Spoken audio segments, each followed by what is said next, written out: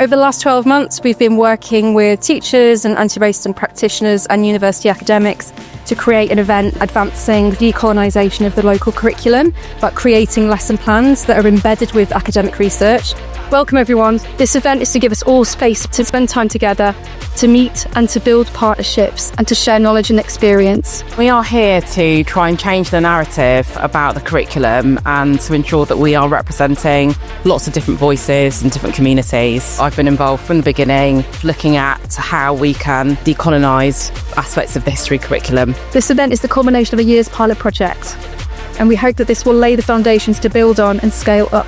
Academics came to me to say, we've got all this research, we want to influence the national curriculum, how do we do that? And I knew that there were people at Edinburgh Council who wanted to decolonise curriculum, so I brought them together, and after a year and a half, here we are. We are bringing together teachers, primary, secondary education from Reading and Wokingham and beyond to share and to co-develop with university researchers a new way of thinking about a curriculum that is much more reflective of modern Britain. It means working with academics to help them engage with the community, to help their research go further. And on the other side, it's working with community to work out with the objectives that they have in their groups, how our academics can help. We have unacceptable levels of inequality.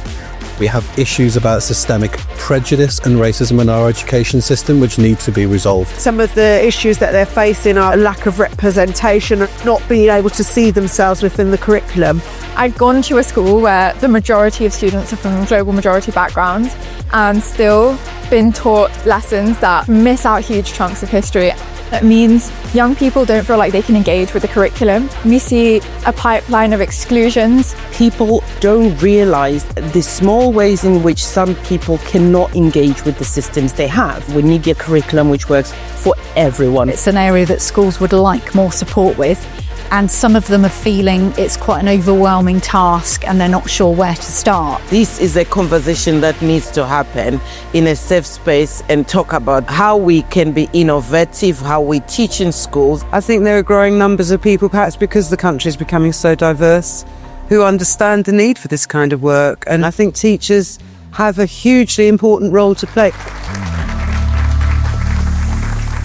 Teachers will come away from today with a set of lesson plans that they can use, they can adapt, and that they can be inspired to look at their own curriculums and take what we've done and do it themselves. We have a number of history units that we're launching today. Our rationale for wanting to develop the curriculum was based on the need for young people to have a comprehensive understanding of history and culture, to promote inclusivity and equity, to develop critical thinking skills, to prepare them for a diverse world, and also to enhance academic achievements.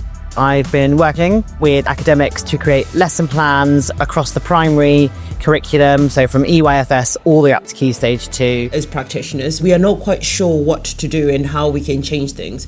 However, the University of Reading have got so many people who can advise you, help you, and this is how this came together. We thought about teacher wellbeing and workload, and what we've done is look at the current national curriculum objectives and basically found material to fit into those objectives. So all these are free at the point of access. You've got sample slides that you can adapt to suit your need. What decolonisation means, a lot of people assume it's about getting rid of things. However, it's about working within the confines of what we have to find gaps and spaces where change can happen. A lot of it is taking what you already have and just adapting from that, because you're not changing the national curriculum, that we have to stick to. We just changed the vehicle, the destination never changed, the learning was exactly the same. He was surprised at the breadth of materials that are being developed, because we all understand that actually we need a different view of history. But when they were talking about expanding this into science and botany and, other areas. It is about recognizing the diverse contributions that people have made through the centuries that help us understand mathematics, the languages. Using the academic research, they can prove they've got basis for what they're teaching. Knowing that real experts have had input to materials is definitely going to help to give teachers confidence. All of those things benefit every single child in a school, not just global majority students. You actually find that you're getting more from the children, and actually they are far more engaged, and therefore you're getting higher results from the children. Those lesson plans are going to be so valuable and so welcomed by teachers in Wokingham, and it's fantastic that they're freely accessible for any teacher to use. What's exciting for me today is seeing so many passionate educators taking this issue seriously. I'm really excited about the collective action we're going to take as a town. Events like this where everyone is being brought together to speak about how we can work together, that's something that's been really valuable for me today, all these conversations about how we can collaborate. You've got the partnership between the university, Brighter Futures for Children, all of the schools, the local authority, other organisations coming together to work to think about how we can make a change, not just in Reading, but in sort of wider society. Stella Datsy did an incredible keynote speech. Decolonise, innovate, transform. These three verbs have been underpinning my life for more years than I can remember, both as a teacher and as an educator. The subject is very much up my street. It's something that I've been doing all my life. I'm particularly heartened and reassured to be in an institution that is unashamedly and openly committed to equality and diversity. It's really encouraging that the university is doing this kind of work. I think it's particularly important and encouraging that they are working in tandem with the community, because there's no point sitting in your ivory tower in some posh university talking to each other about things. Reading University, their energy, their inspiration, their wisdom, their integrity and their commitment is key. This event has been a really, really good example of best practice, how to do it well and how to engage not only with the community, but with different groups in the community, whether that's policymakers, both local, national. This event and this work is the first time that we've been able to actually work in a completely full, participatory, active way together to create something that we can push out. This project, it's been a big learning opportunity. I think we're an institution that produces knowledge, but we have a lot to learn ourselves. The way to build on this moving forward is proper evaluation, data collection, monitoring of not only this event, but also the lesson plans being trialled in schools.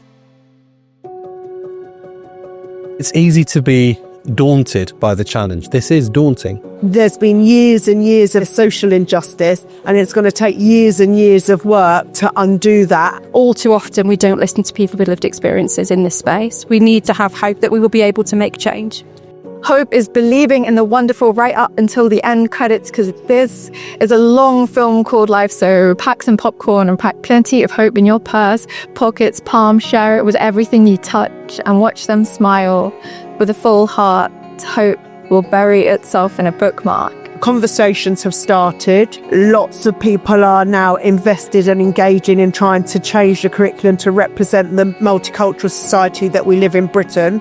But of course, we're not there yet. This is a struggle that's part of a continuum. It's not an issue that will ever go away, because diversity is a global issue. Hold on to what you believe and stick with it. I'm hoping that attendees are going to feel empowered to make that change and know that we are here to support them. There is so much scope for improving our curriculums, and we want those classrooms to be alive, where kids can share different perspectives. The impact, if we get this right, could be profound. We hope that today has been a spark to continue consideration and development towards a more equitable curriculum. It's been great to have a day just to spend the time focusing just on this area of work and meeting other people, just to learn from each other and be inspired. Thank you all so much for coming. You are all ambassadors in this space. When you receive the email with the resources, send it to your teaching colleagues. What we want is people using the resources, signing up, and us working out how we could do this together.